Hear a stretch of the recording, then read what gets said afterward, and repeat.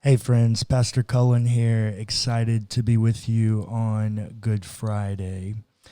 We are going to be doing something different this year. I have affectionately titled this a Not So Good Friday. And this is going to be a contemplative journey through a creative retelling of that Good Friday.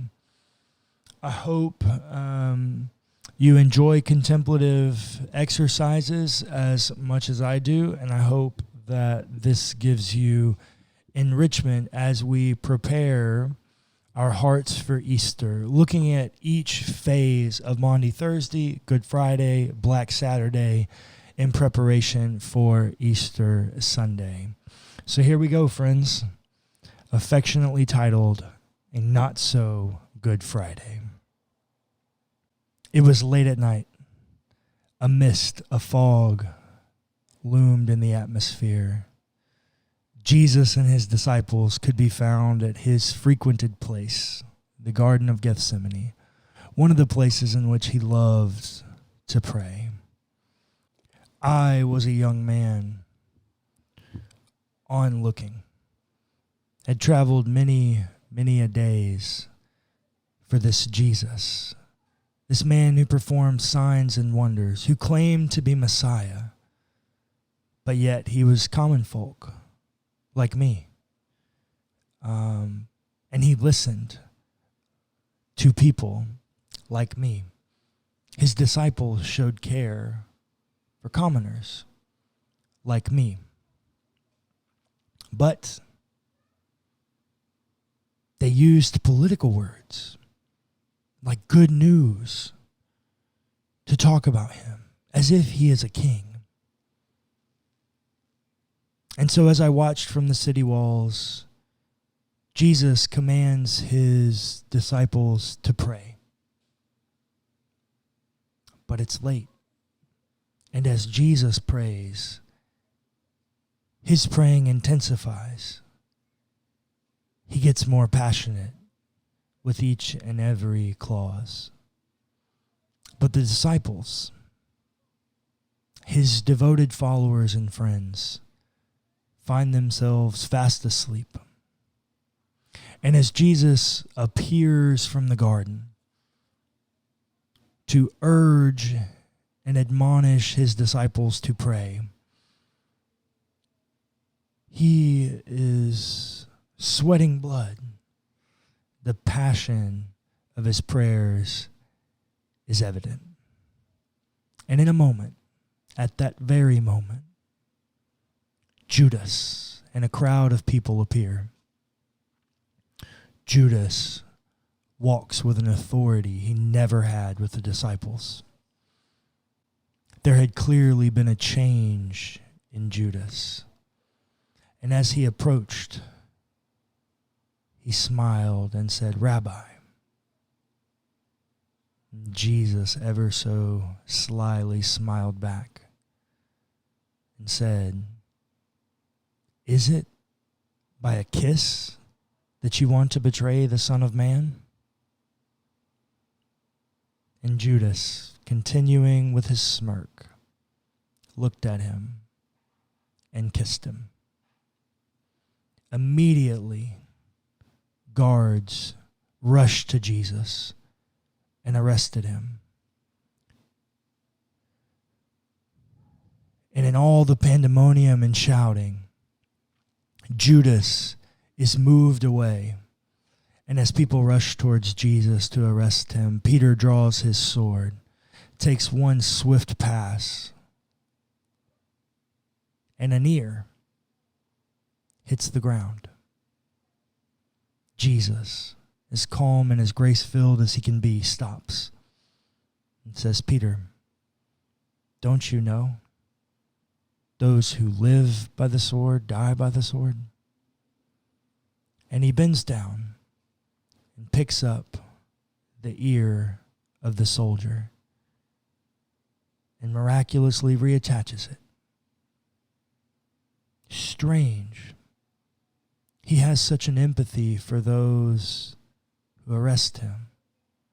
He has a care for every human I've ever seen him look at or talk to or engage with.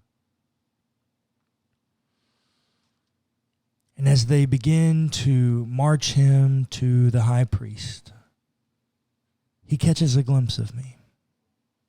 We see each other eye to eye from a distance. And I can see he notices me and knows who I am. And he can see the concern on my face for what's about to happen. And in some kind of divine strength, he smiles at me as if everything is going to be okay. I know immediately they must be going to Caiaphas. It's late. Nothing will happen until the morning. But I can't risk it. So I run to the temple courts, find a comfy spot right before where the trial will take place, and sleep on the steps, waiting until we can see Jesus. I doze in and out for hours, and finally, people begin to arise. The sun has risen. And I go. Jesus is already standing before the high court. Witnesses are testifying. They're claiming things like blasphemy, taking things he said and twisting them, manipulating, gaslighting. Wait, they're talking about how he said he would tear down the temple and rebuild it in 3 days. Wait, they're talking about how he claimed to be Messiah. They're heaping accusation after accusation upon him. And he sits quietly. Finally, Caiaphas himself looks at Jesus and says, "What do you have to say? Are you the Son of Man?" Jesus, looking at him, simply says, "You say that I am." And Caiaphas again, "These witnesses have said that you claim to be Messiah, that you've committed blasphemy." And Jesus says, "I am the Son of Man." And almost with hate in their heart, immediately Caiaphas, high priest, tore his robe, spit on Jesus' face. And the elders and temple leaders rushed to him, began to beat him and mock him and spit on him, crying, "Blasphemy, blasphemy." Surely, things are about to get bad. After some time, they blindfold Jesus, as if beating him was simply not enough game for them. They blindfolded him and began to strike him, screaming at him, "Prophesy, who is it that hit you? Is it I? Is it so-and-so?" The mockery, humiliation, and shame is gut-wrenching. The charge of blasphemy is dire, but at least it's not fatal. And just then, Caiaphas has finished his theatrical robe tearing. He cries, "Order!" And everyone silences. And looking with power and hatred in his heart, he says in a solemn voice, "Take him to Pilate." The cheers, the jeering, the hitting, the beating, the fighting, the pushing as they marched him through the temple courts and out the temple gates, down to Pilate's. This is not going to be good. The only reason that the Jews would ever involve the Roman Empire is if they needed permission to do something they did not have. They did not have permission to kill Jesus. So they were going to get it. And so as I run to make sure I get a good view, there are so many people. Everyone has already anticipated what is going to happen. The crowds are getting larger. So I climb up the wall of Pilate's residence and watch, perched as a bird on a roost. I watched. Pilate appears from his chambers, very confused at the pandemonium in his courtyard. He and Caiaphas begin to speak. Jesus is clearly already beaten and battered. As Pilate and Caiaphas speak, I can't hear what they're saying. In Caiaphas's eyes, I can see it in his demeanor. He's trying to convince Pilate to kill Jesus. And then Caiaphas turns. Temple court police bring Jesus up to Pilate. And I hear Pilate speak to the crowd. He says, "What is the charges you have brought against this man?" And Caiaphas shouts first, "He claims to be Messiah. He said he is the Son of Man, the Son of God. He claims to be King of the Jews." Caiaphas knew all the right words to say. You see, Caesar also thought he was the Son of God, King of the Jews. Caesar thought he was divinity himself. Caiaphas is using manipulation tactics in order to get his goal accomplished. And Pilate sees right through it.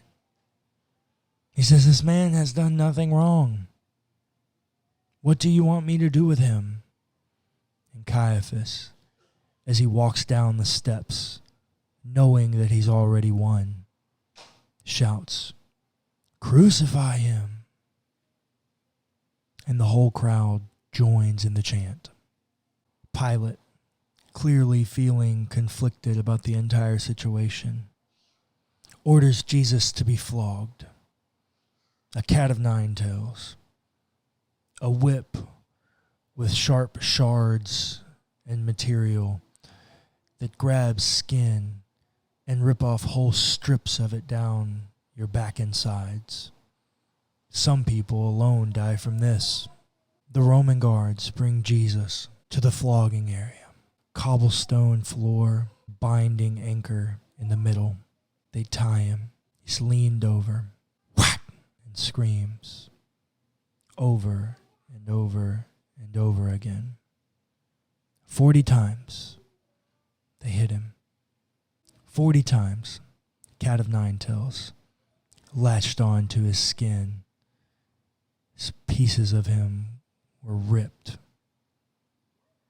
I've never seen so much blood. That cat of nine tails was not very accurate. It would wrap around sides, the back of his neck. One even caught his ear one time. It's gruesome. By the time the flogging was done, the man swinging the cat of nine tails could barely stand. Jesus wasn't standing. Just laying down on his side, hanging because his hands are still bound at the top of the binding station. But he lay best he can on his side in the fetal position, shivering, shaking. clearly in shock, overrun with adrenaline. They unbind him. He slips to the ground, barely able to stand. So guards pick him up, force him to walk back to Pilate. And Pilate and Caiaphas begin to speak again. Caiaphas is clearly not happy. Finally, over the noise, we hear Caiaphas shout, "Release Barabbas!" I'll never forget the terror that I saw with Barabbas' insurrection. He is truly a danger. He is charged with insurrection and murder. Jesus is charged with nothing of the sorts. And yet, the whole crowd agrees. Release Barabbas. Crucify Jesus. What is this madness? And once the chanting started, Caiaphas, one look at Pilate, one look at Jesus, with perfect meter, step in step, began to walk away, joining the chant. Release Barabbas. Crucify Jesus. And I knew from the look on Pilate's face that he had already decided he had to give in, even if he didn't want to. And so Pilate takes 3 deep breaths, walks to a washing basin, washes his hands, and shouts, "My hands are clean of his blood. Do to him as you wish," and hung his head and walked in his chambers.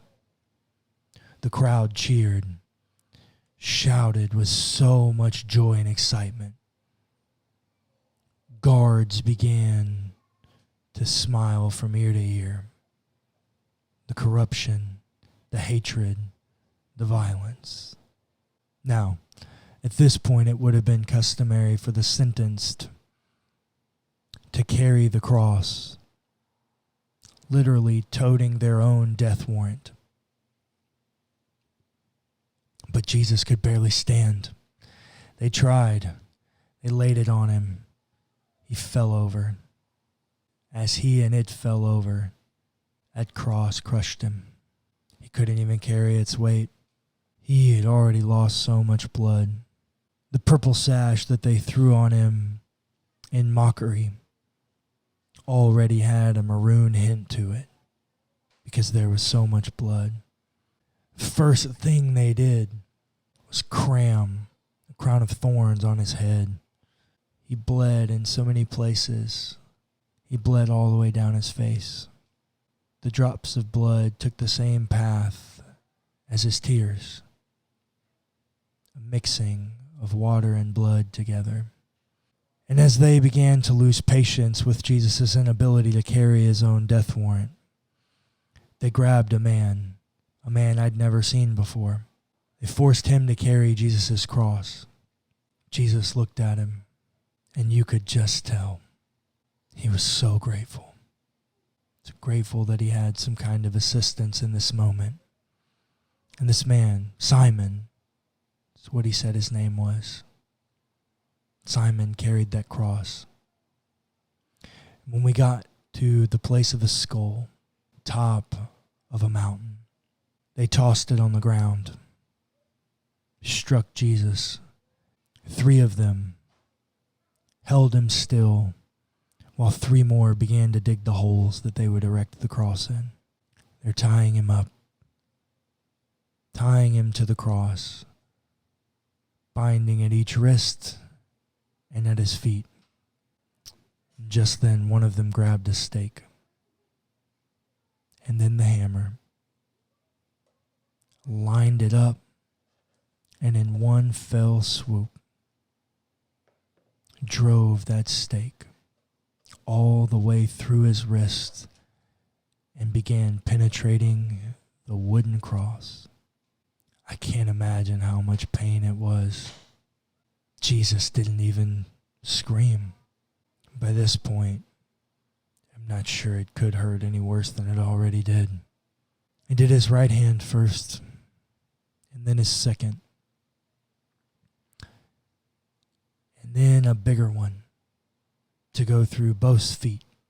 And after they had punctured him and he was pierced on that cross, and we all knew he wasn't coming down until he'd taken his last breath,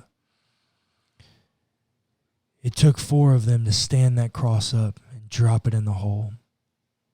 It's an 18-foot cross. They dropped it 6 feet in the ground. As soon as it hit, you heard his flesh rip. He yelled that time. And as he sat there on that cross, he looked directly at me.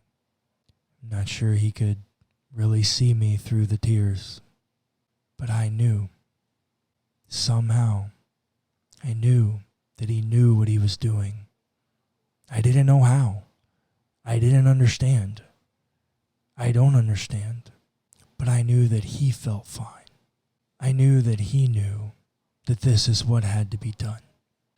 As they continued to mock him, hour by hour passed, and he looked worse and worse, weaker and weaker with every drop of blood that was spilled. And finally, it's about 3 o'clock in the afternoon, and darkness came over the entire skyline. And Jesus, in a loud voice, with everything he had left, Jesus, in that moment, let out a loud cry, as if everything he had left to say these last words. Father, into your hands I give my spirit. And he took his last breath. And as I watched and wept, one of the thieves that was on the cross next to him that Jesus had been speaking to said, "What have you done? Surely this man was innocent." And as the guards had lost patience, they went and with a club hit that criminal in the knees to break his leg so that he would not be able to stand and breathe anymore on this cross, but that they would suffocate him to speed the process up. They were done with their jesting. They were done with the game. And just then, they did the same to the other criminal. But when they approached Jesus, they noticed that he was already dead. But just to be sure, because we must not forget this is the King of the Jews, it took a spear and pierced him in the side just to make sure that he was dead. And when blood and water began to spill out, they cheered because the so-called King of the Jews was king no more. As I watched blood and water drip from his side the same way that I had earlier watched it drip from his tear tracks. Hey friends, I hope you've enjoyed this contemplative exercise. I'm doing something different this year for Easter. I'm looking for each of us to experience every element of Holy Week. I'm looking for each of us to experience Maundy Thursday, the Passover, the promise of betrayal. I'm asking and hoping that each of us can remember Good Friday in a not-so-good way.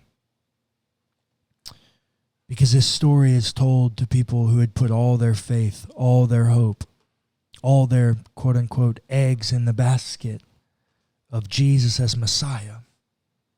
And on Friday, they watched him die.